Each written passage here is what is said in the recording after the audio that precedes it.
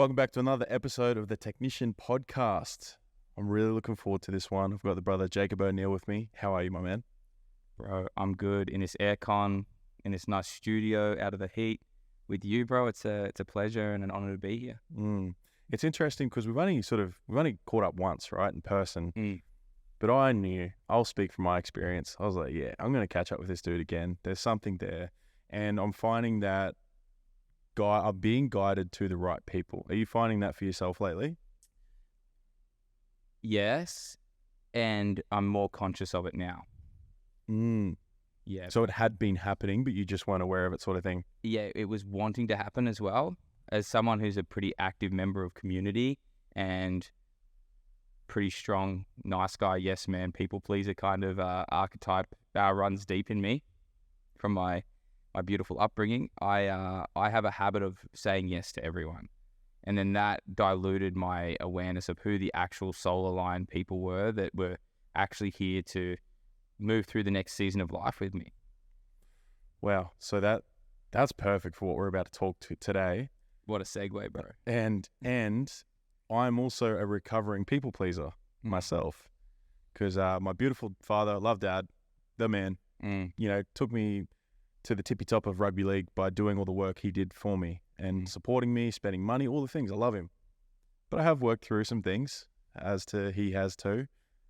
And it was that piece around what is actually a good man rather than a nice guy. So for anyone listening today, the intention that I set with Jacob was that we're going to speak into why women can't stand nice guys. And I know there's probably going to be some people be like, oh, but I'm a nice guy. What do you mean? Like, I'm a good guy. It's like, there's such a big difference around it, right? And if you could, bro, so for people that are about to listen to probably an hour and a half of absolute fucking fire based off your skills and professionalism and what you do in relationships and the incredible relationship you have with Meg, what do you perceive? What is your stating line of a nice guy? The essence of it for me is he's unable to communicate his desires directly. Perfect. That's what a nice guy is. And then all of the qualities and the traits, when I say qualities, not the good qualities, all of the qualities and traits of a nice guy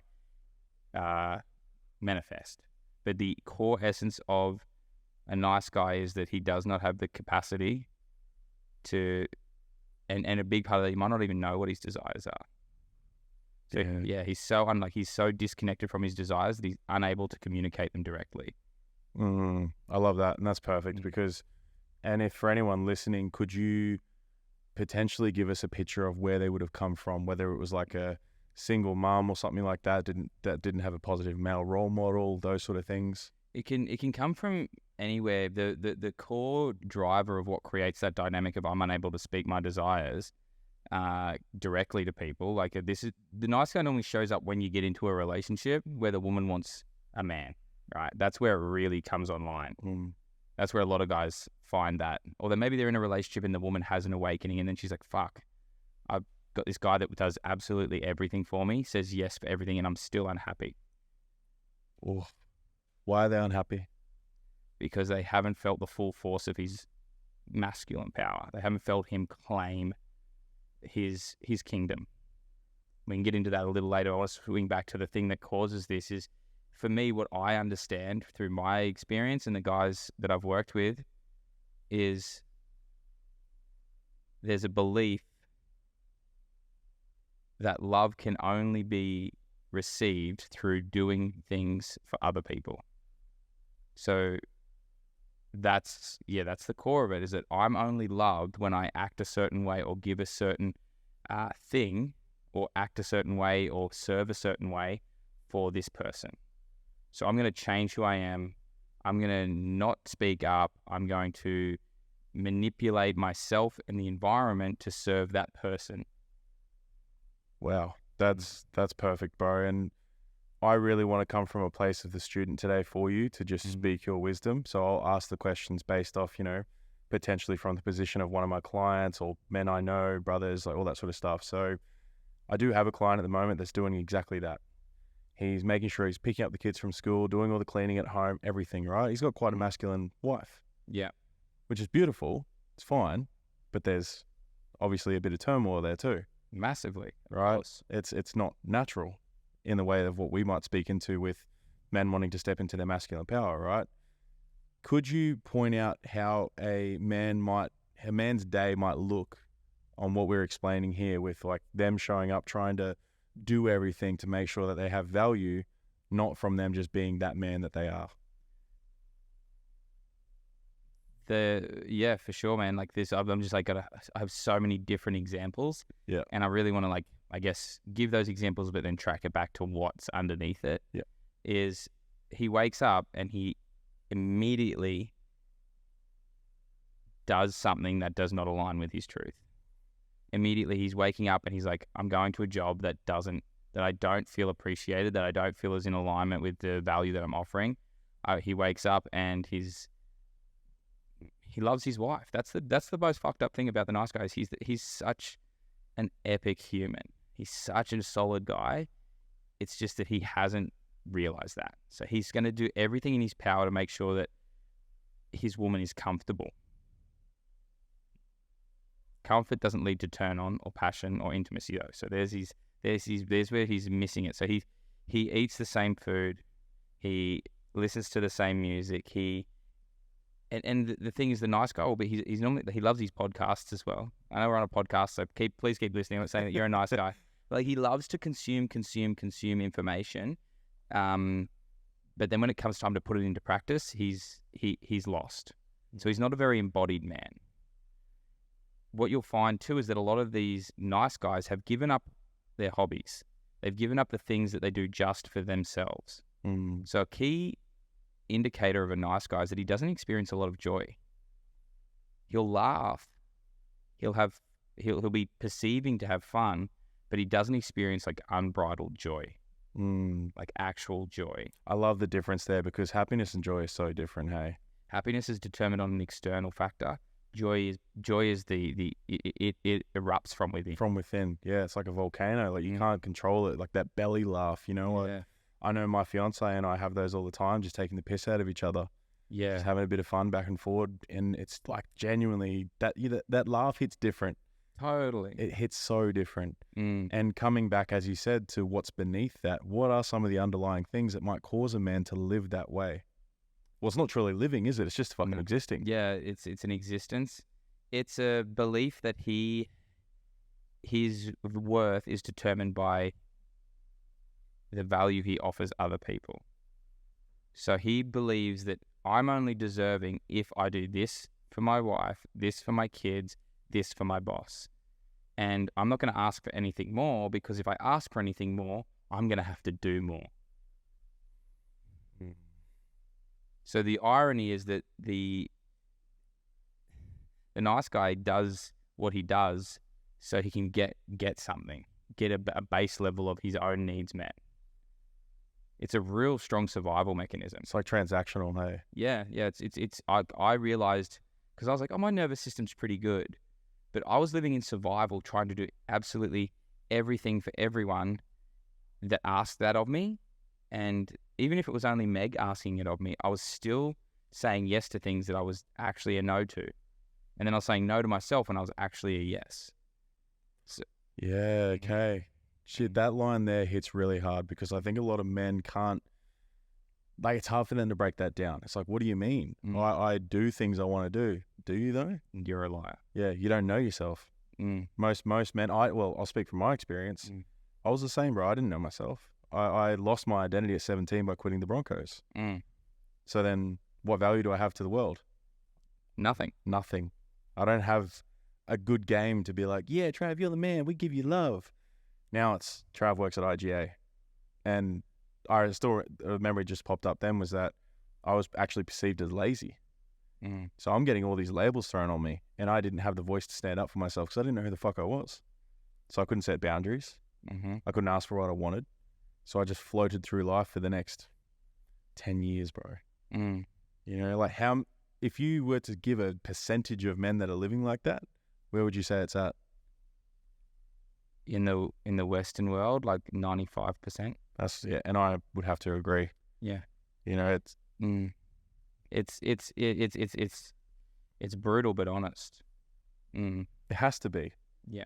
And I've noticed that ever since I've really started to recognize my inner cunt, it's changed my life, man. As a leader, as a man, as a friend, and most definitely as a fucking fiance. Because when we talk about these things, especially within the space we work in, I think one of the most important things men don't realize is that you want to create a really safe container for your partner to be able to feel like herself at all times, right? Totally.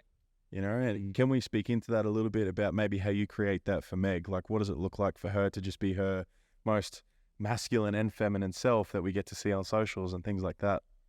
The essence of this work, bro, is truth. Am I tethered to the truth? Have I lost my connection to truth? And I always, and this is great for guys. This is going to be a good model if you're listening. Like, what men will do is they'll see things in two lights. What's the point or what's the problem? I don't know if you've heard this before, but like, okay, hurry up and get to the point, my love. I've got better things to do. Yeah. Okay, what's the problem so I can fix How can I fix it? So we see things of like, well, what's the point of this? Like, how does this, what value does this add? Is this relevant? Why is this relevant? And what's the problem? Okay, the flat tire, I fixed the flat tire. The squeaky door hinge, Oh, your friend's angry at you, just don't talk to her anymore. And you're like, oh, okay. So what happens is if we split those and we looked at them as like two separate roads we can walk down, what's the point? What's the problem? We have all of this space in the middle, which is what I call the process. And if we're constantly tunnel vision like this towards the point or towards the problem, so let's look at it as I see my partner when she brings something to me. If I'm a nice guy, I'm going to try and fix it. So I'm going to look for what's the problem. Let me fix the problem. Let's get back to comfort. If I've got as you so eloquently said, the inner cunt, love that, he's like, what's the fucking point of this? Like, why are you fucking, there's nothing fucking wrong. What's the fucking point? Let's just hurry up. Let's just hurry up and get there. So the nice guy's passive and the cunt's reactive. So we want to find that middle ground of like, sometimes it's like, yeah, okay, she wants, the example is Meg will ask me, can you get this pasta sauce from the supermarket, right? And she's like, it's in a glass jar. It's 250 mils. Don't get the 500 mil one, get the 250 mil one. It's got a green label with a red logo. And it's next to the tea. And I'm like, what the fuck? I'm not going to remember all that. So for me, when I'm like, if I was to like, try to sit there and go through the process of remembering all that, I'm like, that's not going to serve me. Say, hey, lover, send me a photo to the point. Boss, done. Lover, send me a photo of that. I'll make sure I get it on the way home. Yep. She's like, done. Boom. I've listened to her. What she was looking for there, I didn't tell her to say, I didn't say, stop, I'll just get whatever sauce. Don't worry, I know what I'm trying to get. I honored her and said, okay, what's the point? The point is to get the pasta sauce. All right, she shared a bit of a process around which one it is. Cool. I can just say, to honor me as a man, for me to remember, I'm going to say, send me a photo. She's lost her laptop charger. All right, let me find your laptop charger for you. We plug it in. Problem solved, right? So they're the two ways that the point and the problem can serve you as a man in your relationship. Great way to show up. Keep honoring those two things and show up like that. But then in the middle, there's going to be this thing where the emotional process wants to go down, where she just wants you to fucking listen. And she doesn't need to be fixed. She doesn't need an answer. She doesn't need you to rush her to the point. Like, what's the point of this story? What's the gold? It's your ability to be comfortable with her discomfort. Why do you think men struggle to do that? Because we live in a world where convenience and comfort are championed in every single way, shape and form. That's beautifully said. And it would also add to the fact that we also don't know how to deal with our own emotions. So when emotions faced in front of us, we panic, probably. We have no bandwidth, man. We have zero bandwidth. We don't train our body, like our emotional body, to endure. There's no endurance in a man's nervous system anymore because he's constantly looking for comfort. This is a beautiful topic because this is going to really help men, not like, because it's all still around, the relationships, dating, anyone listening. This is still part of this because what we're going to get to eventually is like how you show up as a whole man. This whole like my other half bullshit, I personally don't believe in that stuff. It's like you want to come into a relationship as whole as you can be. No one's going to be perfect, but if you can do the work, Jacob's going to help that today. This man is possibly the top 3 fucking men's coaches in the world. So you're welcome. You're welcome. So please listen to this, because this is literally going to be your guidance to what you could change your entire world. So to be able to build this resilience we talk about, the emotional resilience, the muscle around that, rather than going to the gym and trying to get jacked and hoping that gets the chicks. How can we build from a bottom-up way around the nervous system, around the resilience, all that sort of stuff? What are some things these men listening can start to do to help with that? The key thing that a man can do is be initiated. Like, be initiated. And what an initiation is, it is a clearing of the old and making space for the new. So what happens is men don't ever get initiated into their apprenticeship for manhood. So normally at the age of 12, we would experience an initiation saying, listen here, young man, you're no longer a boy. You're not yet a man, but we want to honor that you're in a phase, a season of your journey where you're going to be beginning to experience the essence of man within you. Therefore, you're going to be invited into more and more levels of responsibility. So to honor that, the age of 12, we're going to take you out and put you through a series of rituals that will honor that you are no longer a boy. So anything that's been, that's still stored there, emotions, stories, we're going to create a space where you can process them. And then we're going to support you in fortifying your nervous system to be capable of holding the responsibility that you're stepping into. So it's both. What a lot of people do is that they just regulate their nervous system all the time. Sauna. I get it. I fucking love it. Please keep doing it, bros. Like, regulate yourself. Part of it. Yeah, please get it. But you're missing the initiations, which allows you to regulate at a depth. So this is a perfect point for us to expand on this piece too, which I had a couple of things. What are some common mother and father wounds that are most important to work around in regards to that, to be able to regulate that? Yeah. You need to address them. You need to address it directly. It's either your mum or your dad. And if you don't have a mum or your dad, it's the mother or father figure. So whoever that role model is, essentially. Yeah. Yeah, I love that. Yeah. And for you, it sounded as though your father was really living through you with the footy. He was like living vicariously through you and forcing you to live his dream somewhat, which means that he was still stuck in his 17-year-old self. Spot on. Yeah, that's definitely something I came to terms with, where it was also thanks to my mentor, shout out Kiani. She took me back to a moment when I was 6 years old, bro, and what had been created. I'm sitting on the bed next to him, going through like an internal family systems process. Shout out IFS. Bro, IFS, wow. Sitting next to him, I'm like, man, what's going on? Like, what is this? What have you built in me to make me feel this way? And basically the process went on for about an hour. And I discovered in this moment that if I played a shit game of football, I don't get love. So every time I'm not performing well in every aspect of my fucking life, Jacob, I perceive that I'm going to lose the people around me, I'm going to not get love, and I'm going to die. That's what my nervous system would play out. So you can imagine the anxiety and depression I went through my entire life.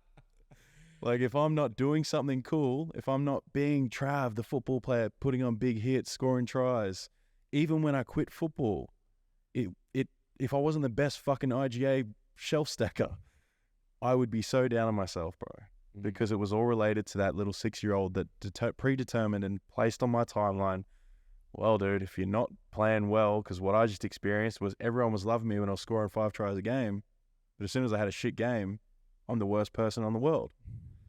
I only cleared this like last year. I'm 34 this year, bro.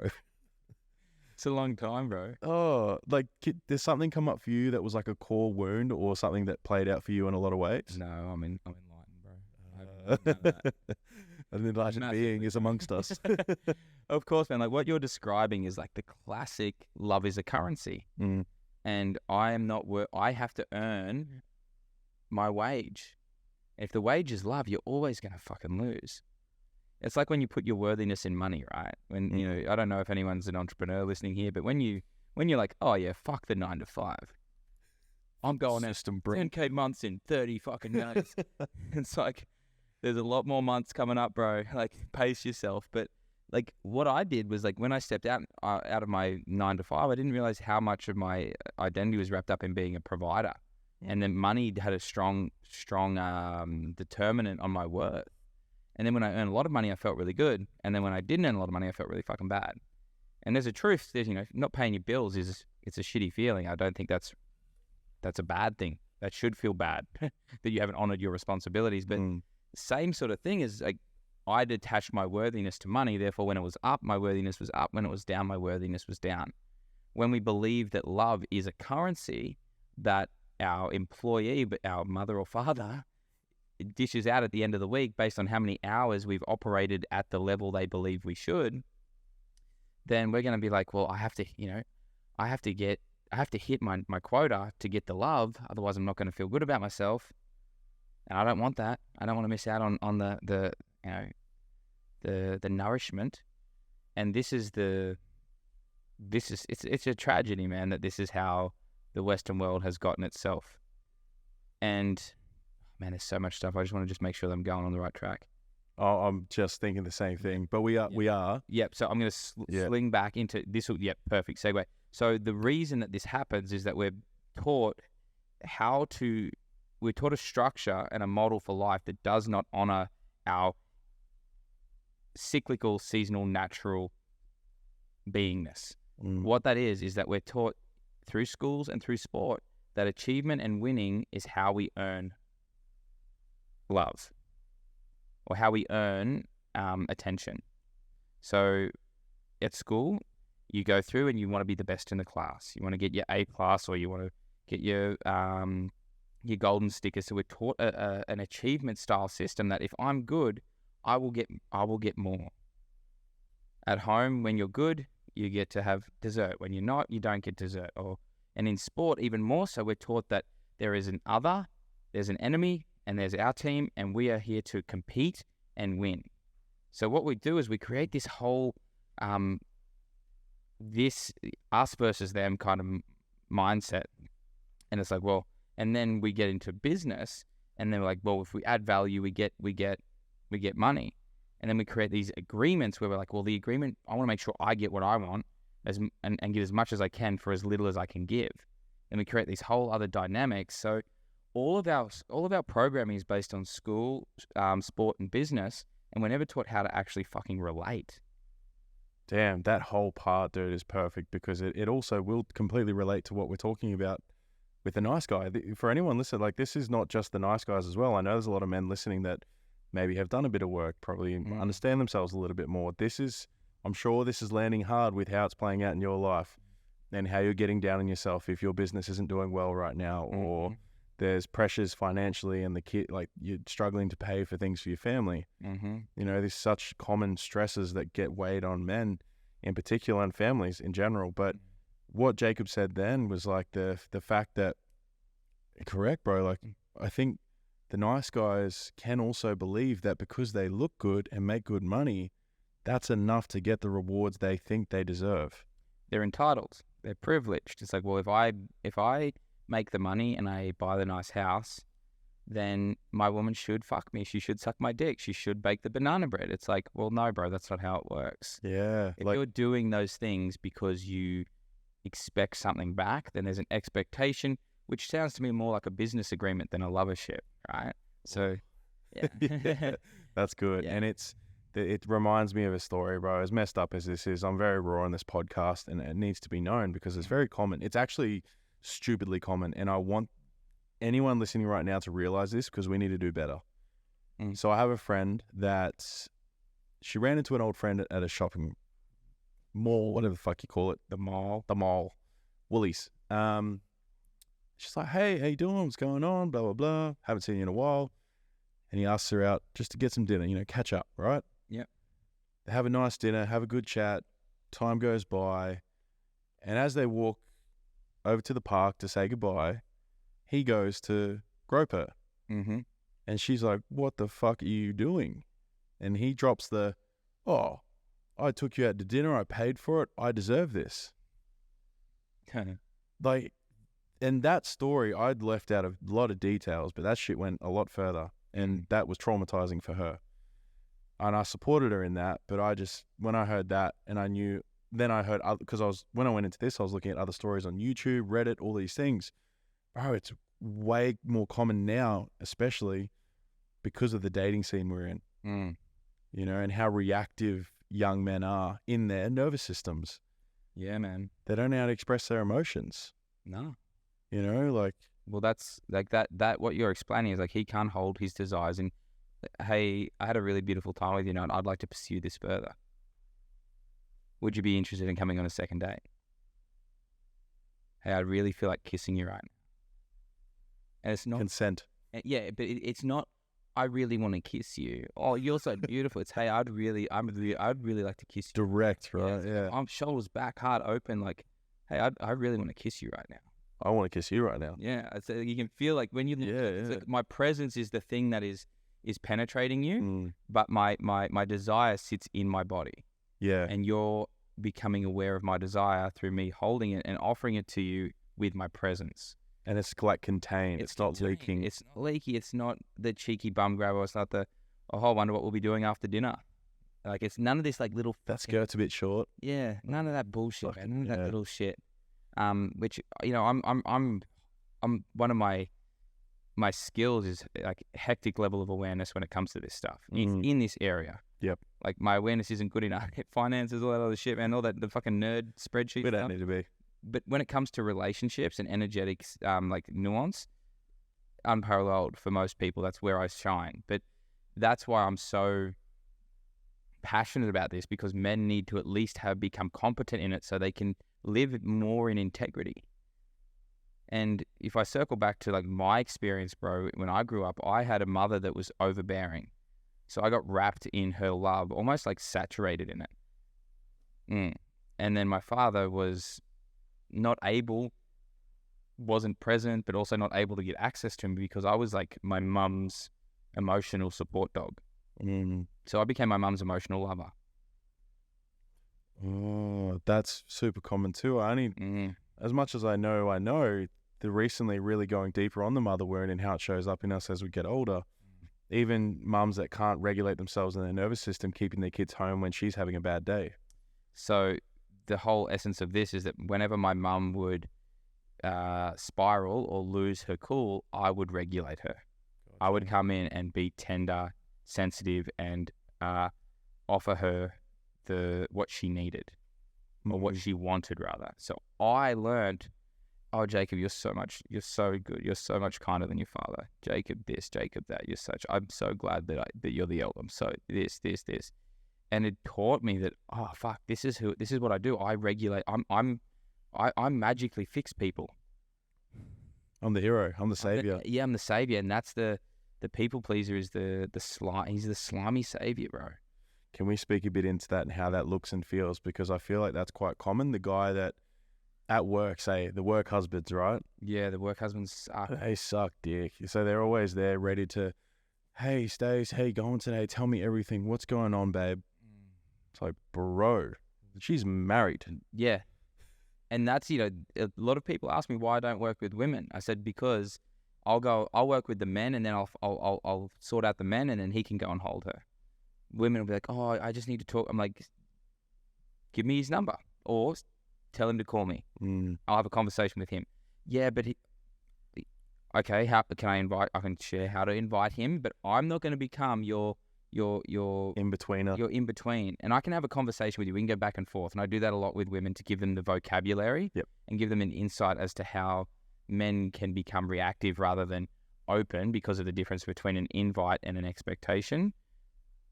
But realistically, it's very, very nuanced for me around the conversations that I have with women, because I'm fucking married, bro. I've got the woman that I want to spend the rest of my life with. I'm fucking set. Yeah.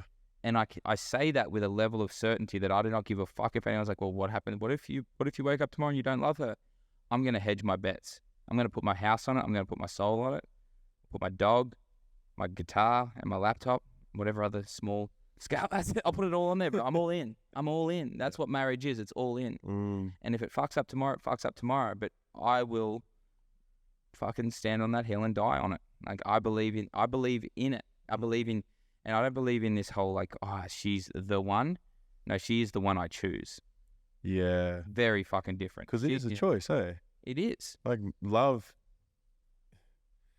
This is a great point for us to get to, because I feel like what happens for a lot of men is that they can't actually deal with love either. They don't know what the fuck love is.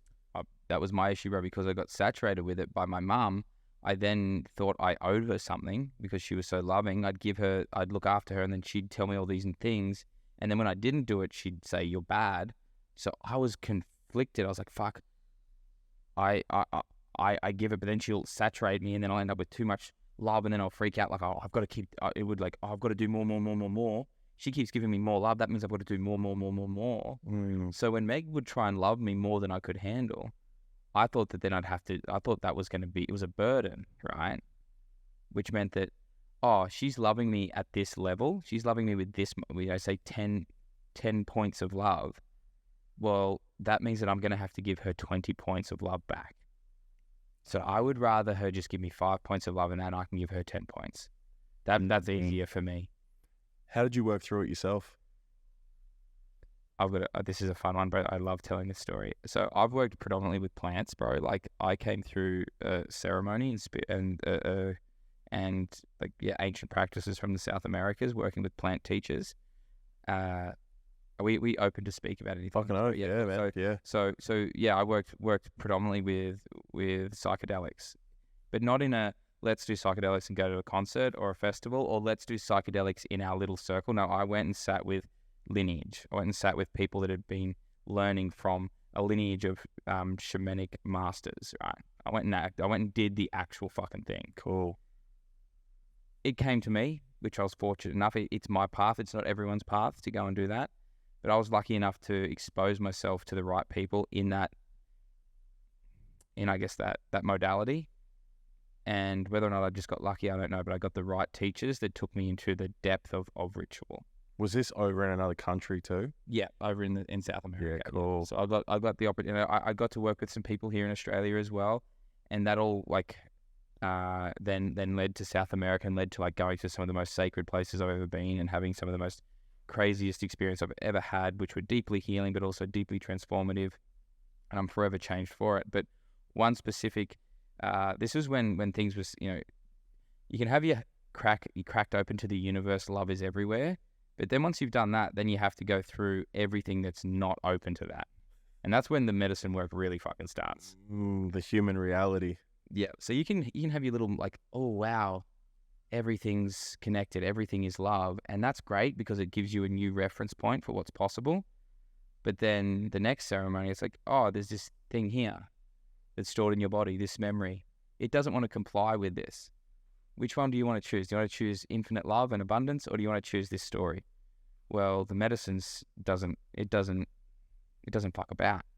So what happened with me, bro, and this is my mother wound came up strongly in a beautiful ceremony, in an ayahuasca ceremony, and I had this visualize. I was going through the dark feminine, bro. So I was having a lot of this pain and pleasure, death and orgasm stuff coming up for me. And it was did you vision and see things as well during this? Seeing a lot of things, but yeah, essentially bro, it was all of these women's with clown faces on fucking me with strap-ons.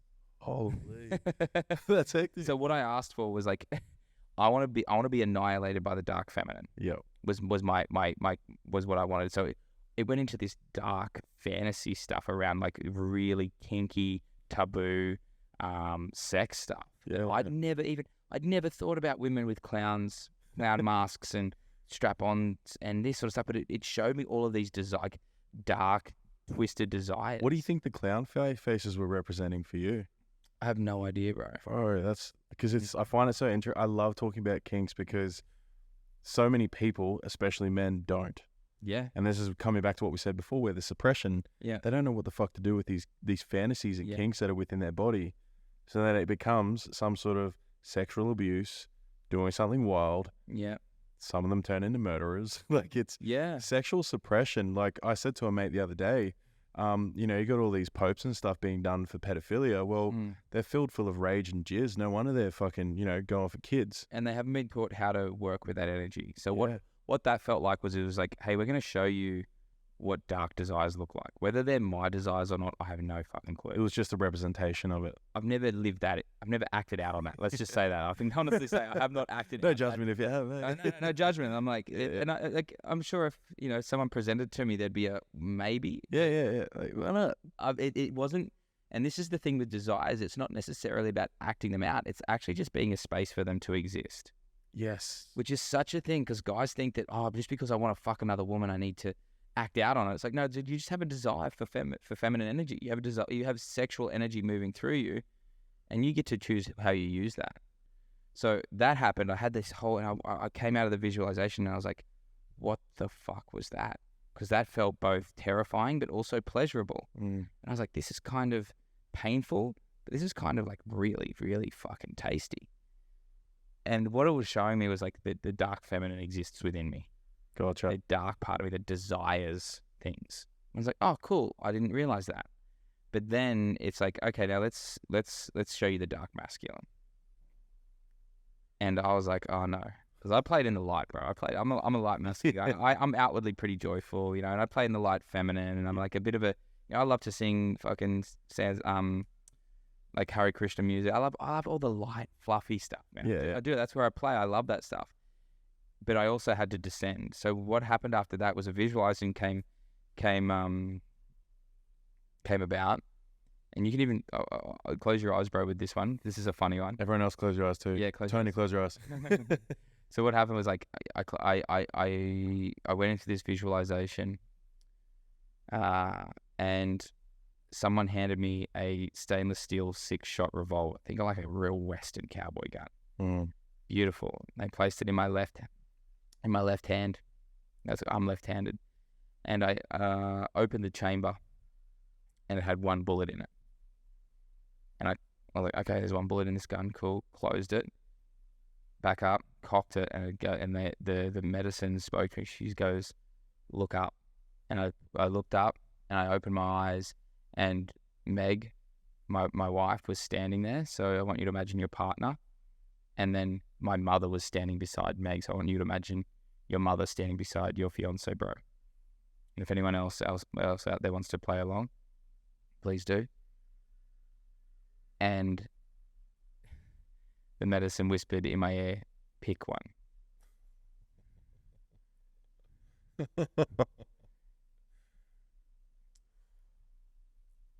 And I was like, what the fuck? And she goes, pick one. And I was like, holy shit. And I didn't know what, like, pick one, which we like, do I pick one to keep, pick one to kill, pick one to what? And she kept saying, pick one. And this was where I really fully let go of my mother and claimed my woman. So in this visualization, I brought the gun up, aimed it at my mum, and shot her and killed her. And that was full scene. Yeah. How did that feel? Do you remember that? I purged like a motherfucker after it. Yeah. That brought up all of this, like, just grief.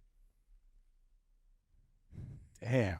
That was my experience of, like, my dark masculine coming online.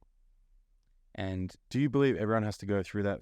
Obviously not with the plants and stuff, but that feeling of literally, yeah. Every man has to break up with his mum. Every young man must break up with his mother and go and join the men. And until he's done that, there will still be a part of him tethered to his mother, and he will never be able to fully claim his woman. I want to touch on that next, because I heard Teal Swan talk about that, and I love it. It's cool, bro. Yeah, bro. Come across. Fuck, she's amazing. Very controversial, because people are like, oh, what do you mean own their woman? They're like, well, listen, bro. So touching on that real quick is the death of the mum, the death of the mother.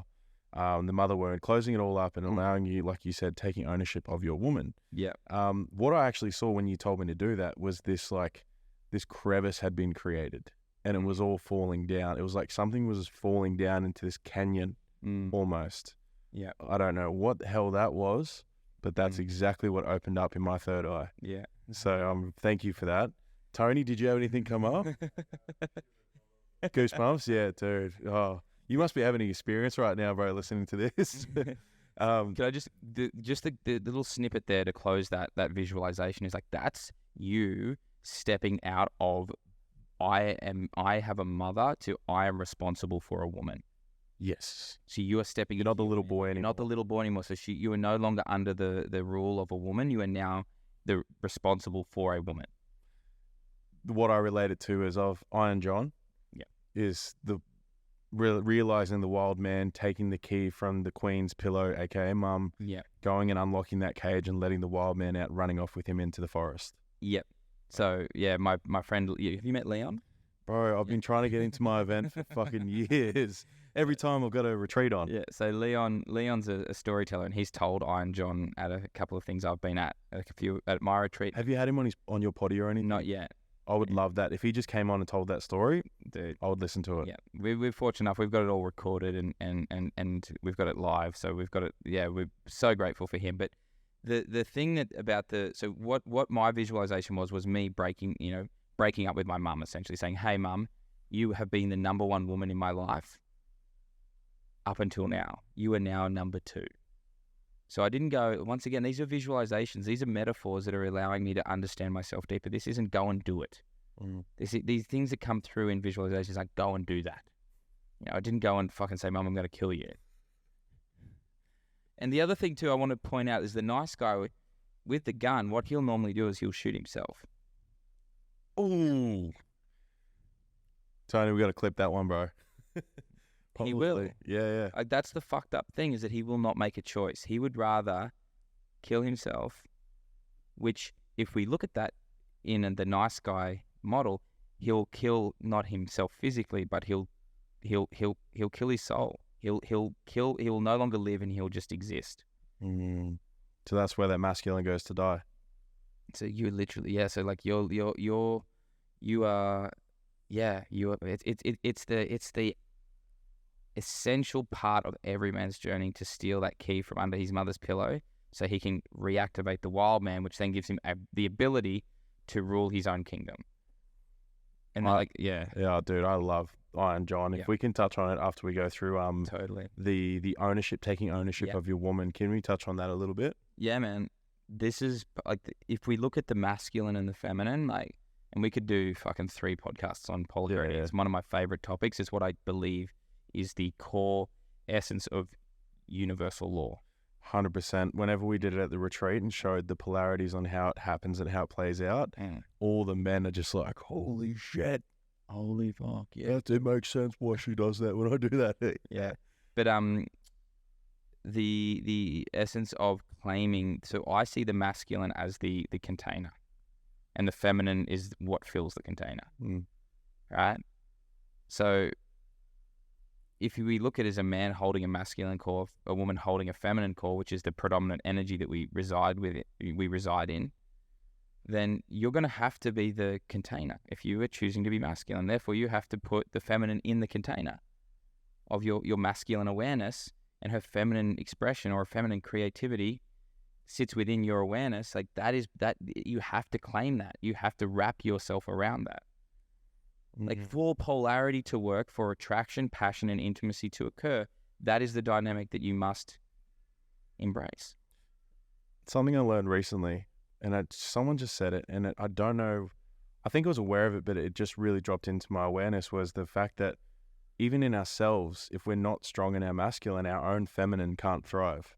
Yeah, you see all these guys that are hyper masculine, their bodies are just dry, bro.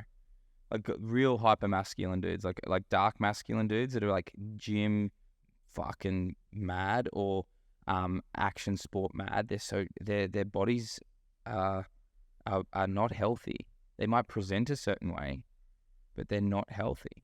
Dry is such a good way to describe it. Yeah, man. Just no essence, no soul, the real soul, that that creativity and wisdom and everything that lives in us. It's man, and like you said, the polarity aspect of, can you explain for anyone listening? Because I know for a lot of men, it's like, what do you mean, dark mass, this sort of stuff. Could you describe potentially what a relationship looks like? Well, what's your guys' relationship like? Like, what do you normally play in to allow Meg to be on the opposite, essentially? So the way that this works is her light femme feeds my dark masculine. So whenever she's in the soft, gooey, relaxed, like I like lovey-dovey. I saw it the other night. Was she cooking you dinner or something? And she was like, I love you, babe. And like when she's in that feeds the fucking animal in me. Same. I'm going to go out and fucking fight and fucking kill for you. And I'm going to create this fight. She can feel my power. And she's feeding me that. I'm dark masculine as fuck. Love that. Feels so good. And when I own that then allows me to access my true light masculine or sacred masculine. I call it savage and sacred. That's my I like that. Yeah, it sort of makes it. But anyway, let's use light for now. And then my light masculine is the part of me that's aware, that's present, that's a space for. Then that allows me to be a space for her darkness, her dark femme, her desires. And then, sometimes when we have really wild fucking sex, when we're both in our dark, she's in her dark femme, I'm in my dark masculine, I'm like, she's about to fucking draw blood with her fucking fangs. Yeah, man. Yeah. I mean, let's be in our savagery. And then there's other times where she's in her light femme and I'm in my light masculine. We're up there and we're just breathing, having, practicing more of like a tantric approach, which is less physical, less savage, less primal, and more about connecting ethereal, like energetic things. Yeah. So I would say that, predominantly in our relationship, what serves us on the deepest level is me and my dark masculine, or my deeper sort of rooted down in my primal masculine, and Megan her softer, lighter feminine. That's for me is where we really, really come online. But at the same time, without the other aspects of it, our relationship would end up becoming quite toxic. Yeah, because those two things like clash if it's constant, hey? Eventually, it's like I have to always be the dark. I never get to be the light. So I'm going to just end up fucking always needing her for light. Is that when there's a lot of, would you almost say, generalizing that's the toxic relationships essentially? That's probably the older style relationship, like of your grandparents with gender roles. The woman's the soft, gentle, feminine. The man's the provider. He goes out and hunts, makes the money. Chops wood. I'm thinking of my pop. And it's like that. Those gender roles, they fucking are awesome, man. For me, like I love that.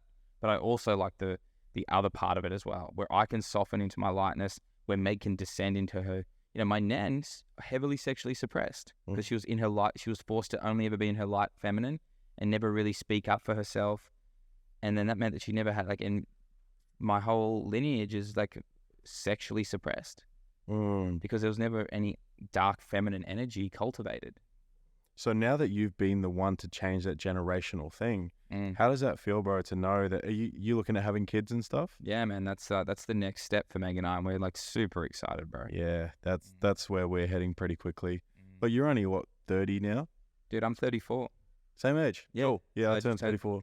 When did you turn 34? Oh, turning, in April. Oh, beautiful. Yeah, I turned 34 just in January. Perfect, man. So it's like that. That is a short topic to anyone listening. Hey, you're not in a rush. Nah. You don't have to fucking have kids, have a home, all these other things, have the best career by any age. Yeah. And it goes right back to what you were saying before with how good do you look in the gym? How much money do you have? Yeah. All this superficial bullshit. That will not determine what kind of woman you're going to get in your world too. It can, but it's not all of it. And it doesn't, all of that stuff is secondary to the feeling, bro. How do you feel? Do you feel joy? Do you have access to joy? Can you actually grieve? Because if you can't, then you're just playing on the surface with sadness and anger, and they're boring to me. I want depth. I came out of my office last night, and Meg was just bawling her eyes out. She's quite emotional at the moment. She's going through an initiation, and she's like, she was just grieving. She was going into, my death. She's like, I love you so much. And part of loving someone so much is like actually being able to sit with the fact that one day they're going to die. And we use grief as a portal to joy, as a way to liberate emotion. And this is, I see a lot of guys angry. They're out there, fuck the world. I see a lot of guys that are sad. Fuck me. The sadness, like you spoke about, if we track back your journey, I'm loved when I'm playing for the Broncos. I'm no longer playing for the Broncos. Something is wrong with me. I can't be angry at anyone else. I'm angry at myself, or I'm turning all of that energy inward, which becomes sadness. Sadness compressed becomes depression. And it's really just a part of you that fucking, what I would, and this is probably the deeper question for you, bro. I was like, did you ever even want to play fucking football? No. I wasn't given this gigantic body to hurt people, bro. Yeah. It's here to help people. Yeah, but like even 6-year-old fucking Trav or 5, whenever you like, maybe you fucking wanted to ice skate. Maybe you wanted, maybe like all of those, that's the thing. I look back and I'm like, where was I guided to follow my passions, man? And like only now at 34 am I, I bought a fucking flute. Sick. Like an American. Actually, I think I saw you playing on it. Yeah. Yeah, bro. Christelle got one of those recently too. And I'm playing and I'm thinking, God, this feeds a part of me I never knew even fucking existed. Dude, it's so funny you say that because my missus is like a professional musician, so she does sound healing and everything as well. Yeah. And I bought her one of those for Christmas. And when it came, I was like, oh, let me get on this fucking thing. Yeah. And I naturally was really good at it straight away. And something in me, I was like, got full goosebumps because I do have, and we've spoken about this, some sort of connection to the Native Americans, big time. Every time anything to do with anything Native American, my heart sets on fire. And you're right, man, probably at some point, and knowing how good I am at freestyle rapping and stuff and how much I love my music, there was probably a part of me as a young boy that just wanted to be a musician. Because I look at that, it's a natural talent, 100%. If she gives me instruments to help her at her sound healing events, it's like something in me is like, yeah, bro, get me. Like, it's simple, it's easy for me. So you're right. There's probably this big part of me that was suppressed my whole childhood that I never actually got to experience and explore. 100%, man. And maybe you could have played footy still and had a fucking ball if you had been feeding this other part of you. Passion, yeah. The passion that came through, actually, dude, now that we're saying it, was drawing. Yeah. I'm a very good artist. Awesome. I've been drawing since I was 8 years old. Yeah. And it was always my, what the fuck? Okay. It was always my safe space. That was my escape from reality.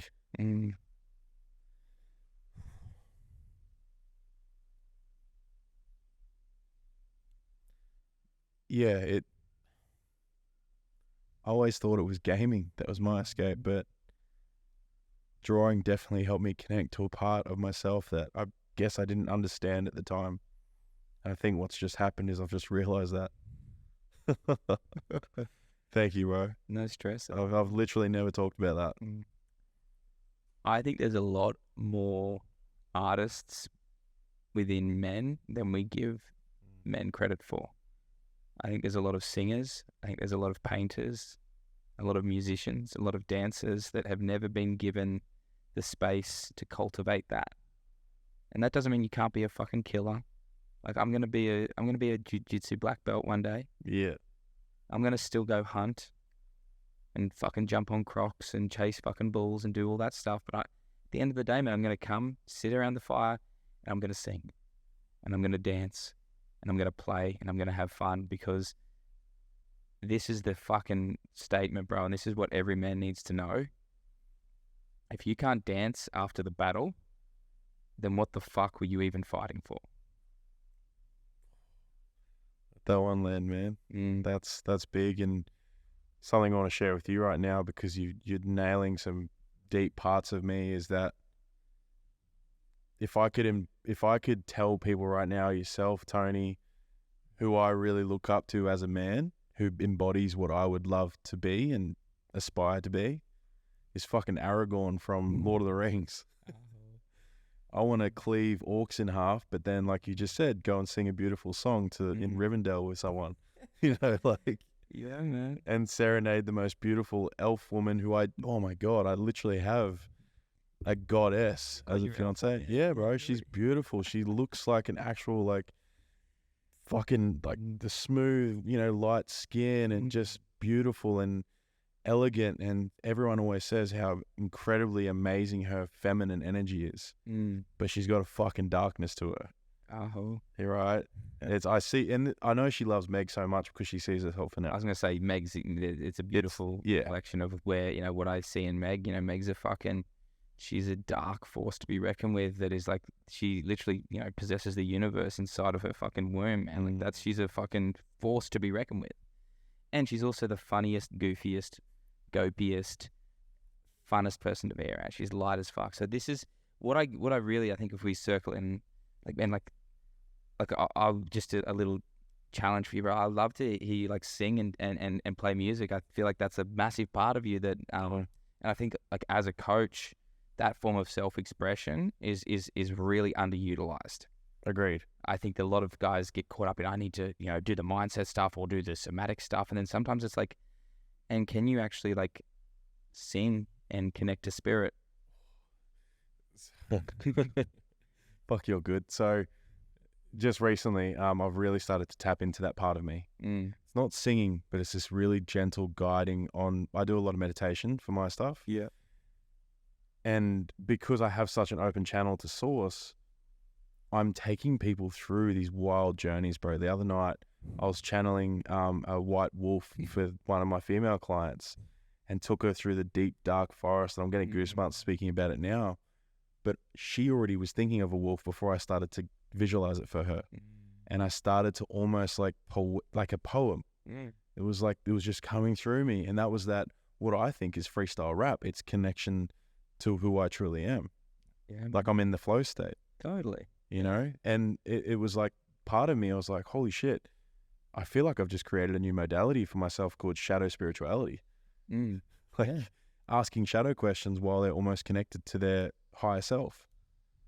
And unlocking that piece of them because they don't know how to actually connect to that. And it was just this fucking trusting flow and beautiful things and I still sat back and was like, what the fuck did I just do? So you saying this makes a lot of sense, bro, because having worked with Christy, my good friend Christy Drake, so much lately, like she's been opening and closing fucking portals since she was 6 years old. She's helping me remember gifts that I've always had. So you are now also doing the exact same thing because I know you are also connected like Christy is. When you said that thing in your stories, bro, about the Kanye year, I know you were like having fun and stuff and it was cool. It was funny as fuck, but it hit so hard.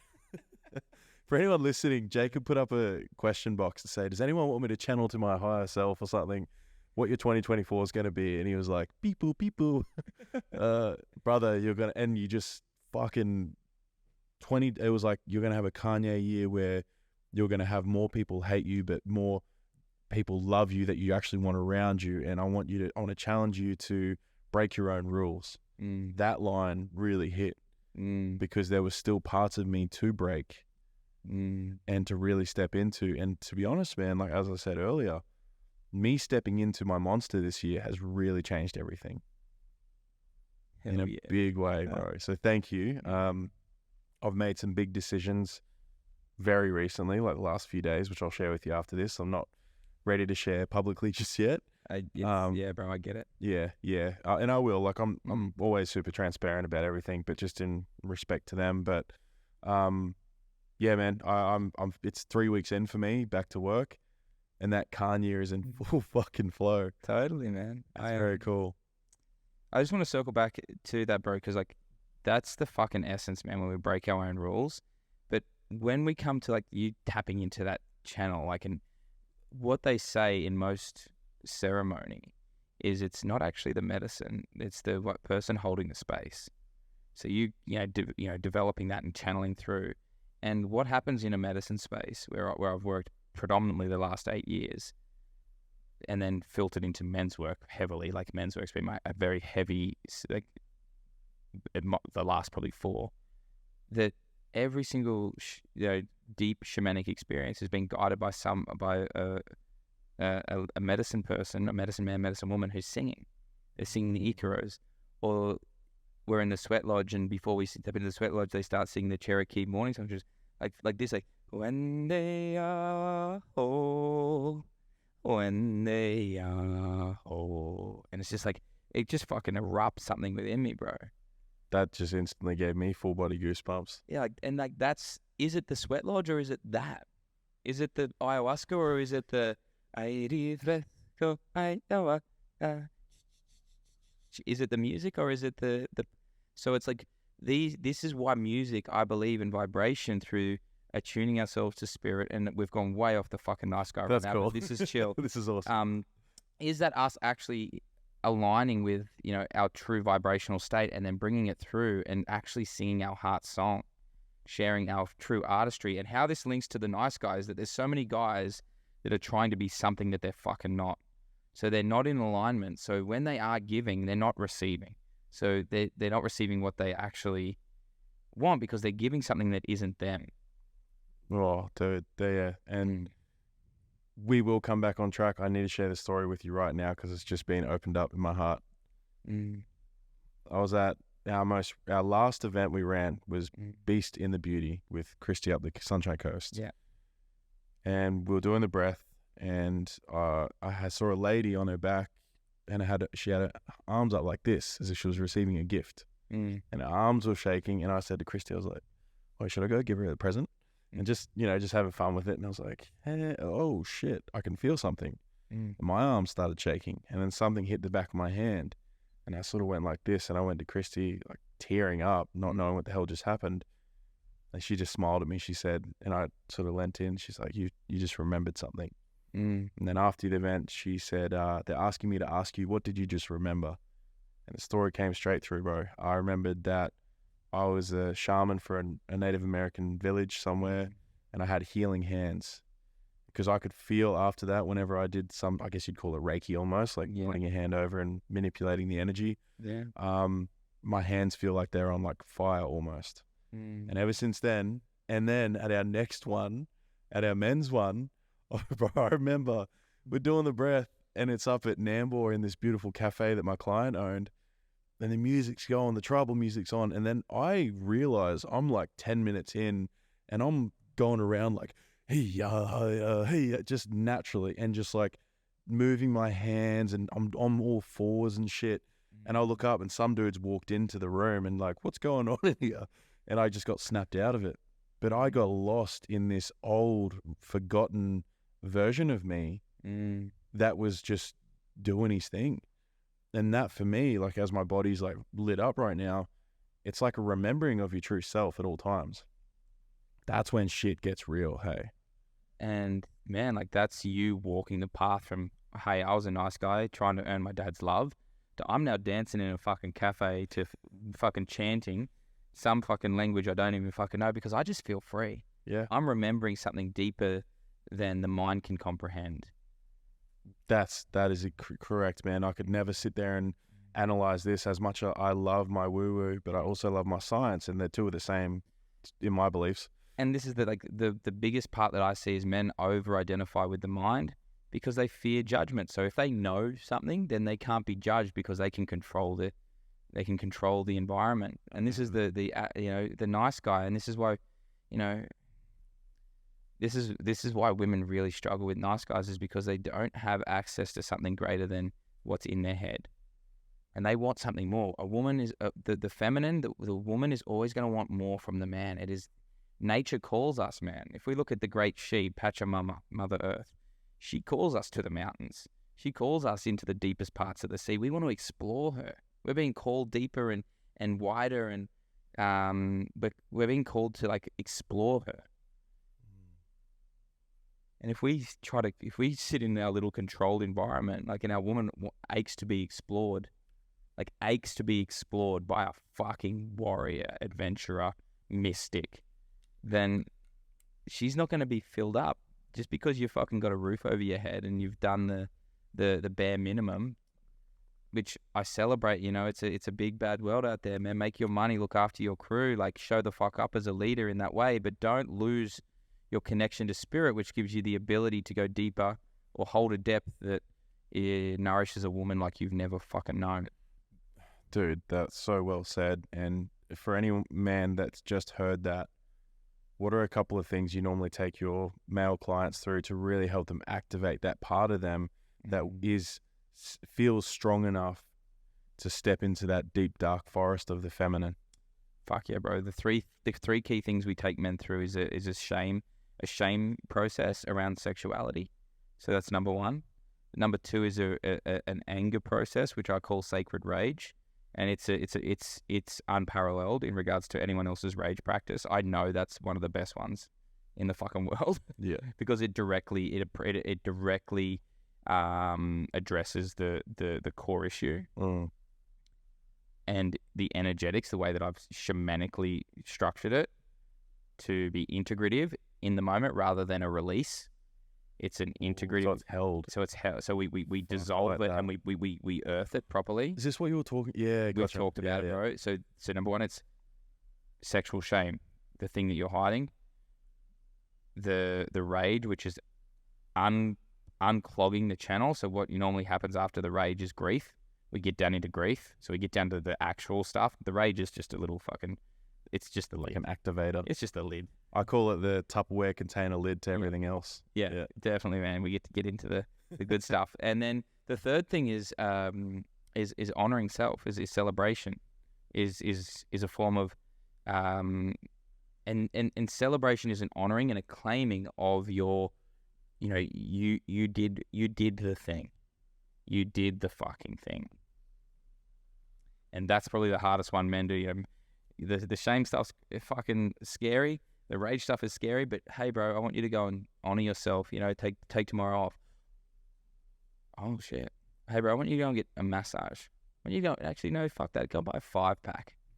Ooh. And book them in for the next 5 weeks. Ooh. Hey, bro, I want you to go home and buy that thing that you've been putting off.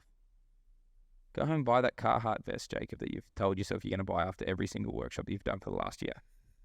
Did you get it? No, I still haven't got it. Fuck. Is it one that like Jason Momoa's worn before? Yeah. I feel like a gangster in it. But bro. But that's the thing. That those three things are incredibly healthy, man. Like they're super, super, super healthy for men to experience. You can do that in a myriad of different ways. The modality is irrelevant. The person holding the space is more important, in my opinion. The modality is secondary. The person holding the space, your facilitator, the person that is conducting the field of safety is always, for me, the most important. The safer the space, the more risks you can take. And I feel what comes up for me when you say that, bro, is like the depths you've gone, they will feel safe to go to the same depths, right? Correct. Yeah. So anyone can serve a cacao with mushrooms in it. Anyone can.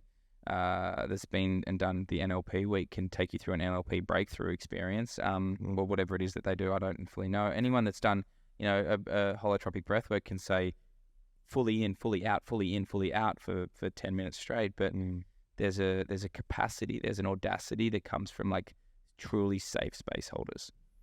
Fuck, I couldn't resonate with that harder, man. Yeah. It's so true because I won't say the name, but there's a young man that likes to get on Facebook and call this shit out. And sometimes it's a bit controversial. But I do agree with a lot of his stuff too. Because I get sent it. Yeah. I get sent it. I'm like, fuck, he's at it again. But at the same time, I'm like, man, I back that.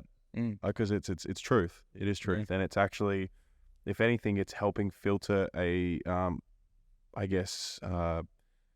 field within the coaching space especially, that needs to be looked at. Totally, man. Because there's just anyone's coming in going, I can do this. And that's what I love about the coaching space, bro. It's the wild fucking West. That's true. There is a beautiful part to it. Right, but we're all trying to put, enforce our rule and like, this is my modality, that's my modality. There ain't nothing like fucking life to give you a fucking wake up call and the real experience that, one of the things that, highly recommend anything in mythopoetic, like get back into imaginative, like in your imagination, man. Like that's such a powerful thing as well. One of the thought leaders in that, Michael Mead, he says the only true healers are wounded healers. Ooh. Because they know it? Because they've been through it. Yeah. And they say this is the beautiful thing that you'll have to get Leon on, and I'll make sure you guys get a podcast. Because he's Sunny Coast, hey? Yeah, he's just not too far from you, but women bleed with the moon, right? 28 days, they have a womb and they bleed and they've got a cycle. For men, we don't have cycles. We're on a linear scale. So your initiation is where you go into your core wound and you bleed, right? Oh. There's an experience of, and the wound then becomes the thing that you turn to, that you reference for your wisdom. I really like that. I think I heard someone say that had gone to Cody McAuliffe's stuff. Yeah. I'd heard it referenced there, and it was really powerful, and I loved that because I know, well, I don't know. I'd love to go to his stuff before I start saying, I know what it is. Something that really came up for me, it was Lockie Mitchell that shared it with me, and he said, he believes, and I'm so open to feedback. I'm always like, yeah, man, tell me how fucked up I am. What's going on? And the thing for me, he sees in me is that my core wound is the need to be seen.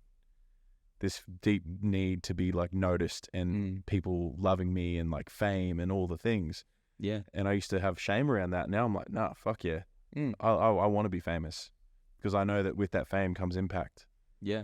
You know, with all of that comes maybe it's a podcast. No, it will be a podcast that gets downloaded millions of times that helps more people because I'm getting epic people on like yourself.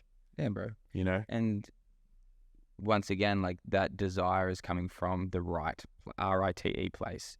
It's coming from a place of rite of passage. I want to go through the right way for me to have impact. Yeah. So, yeah, you do want to be seen. And yeah, back when you're fucking trying to play for the Broncos, that probably wasn't helping. That probably wasn't the right way to do it. No.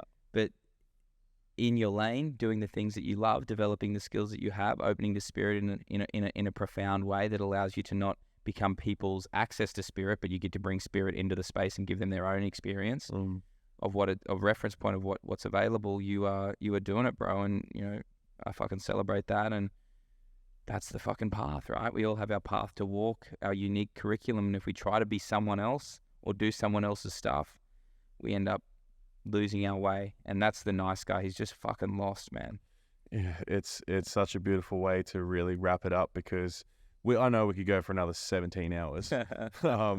And I actually really like the way it segued into our own stories there because that will allow any man listening right now to go, holy fuck, there's way more to this than I thought. Yeah. You know? Yeah, there's so much. And it's an ongoing, you know, I plan to explore the depths of my being for the rest of my life. There is no ending.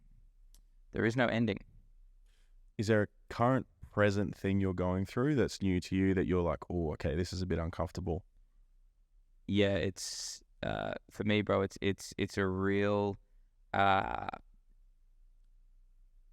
It's separating myself from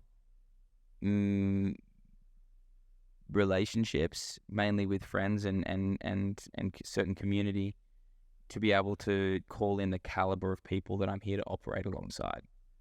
And you know, I've just come back from a deep business, but so much more than business, 2-day retreat with a guy named Tom, and shout out Tom Clark. Yeah. And I just realized that I'd already been slowly stepping away from this community, and I was judging myself because I was saying that I'm better than them.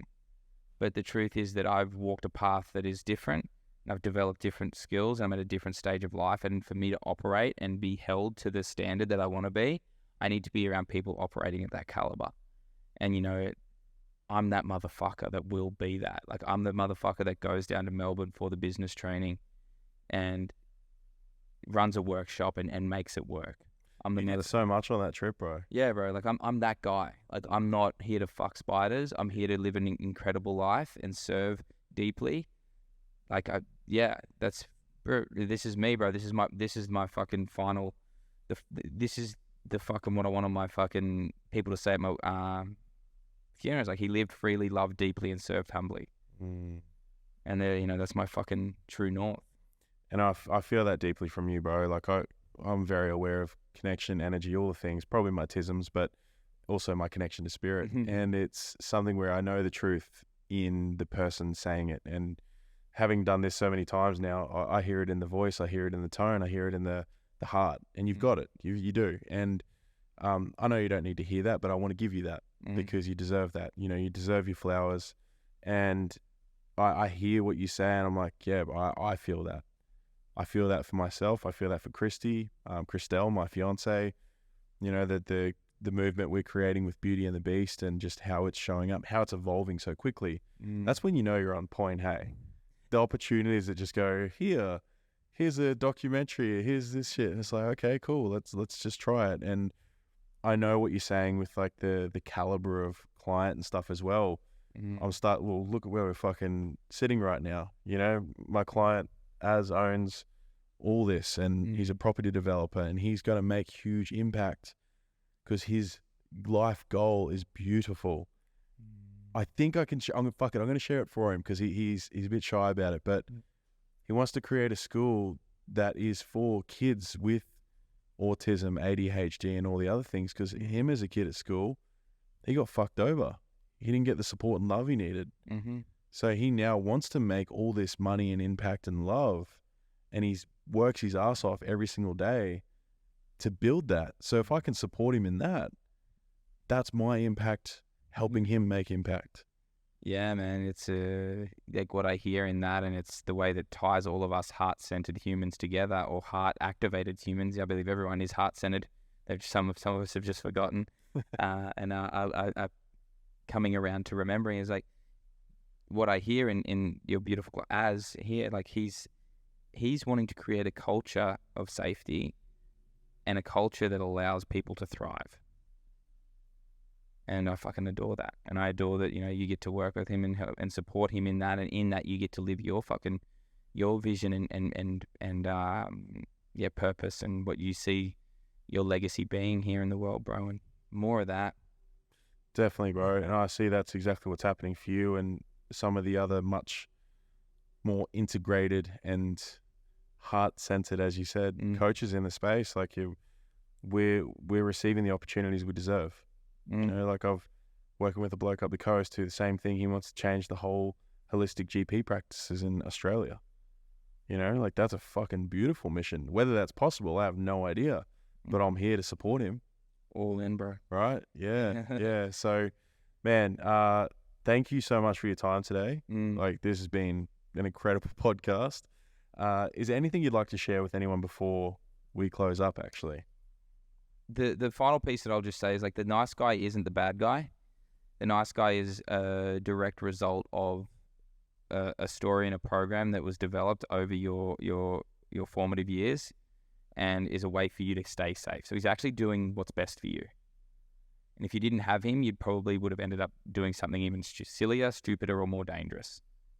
So I want to just honor the nice guy in every man. I want to say, hey, thank you for doing what you could with what you have. And I also want to call you into something deeper. I want to call you into something deeper. You're an incredible provider. You're providing the roof. You're doing all of these things, and I see you, and I see how exhausting it is. So I want to call you deeper onto your own journey, into the initiations that you were never given.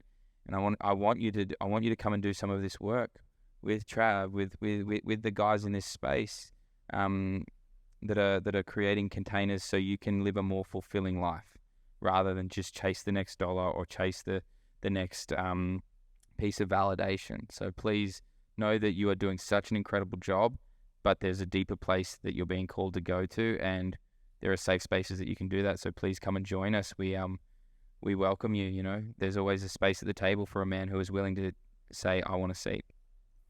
Well said, Aho. And anyone wanting to work with you, bro, how can they get in contact with you? Hit me up on Instagram at the Jacob O'Neill, or Facebook Jacob O'Neill, bro. Chuck it in the show notes. And mainly I work with men. If you want to work with women, go work with Meg. Perfect. Love you all, though. Love you, and thank you, bro. And for anyone listening, to help us make an impact on this world as a collective, please share this. Tag Jacob and I in it, because the more we work together, this is how we make true change. We can't do it by ourselves.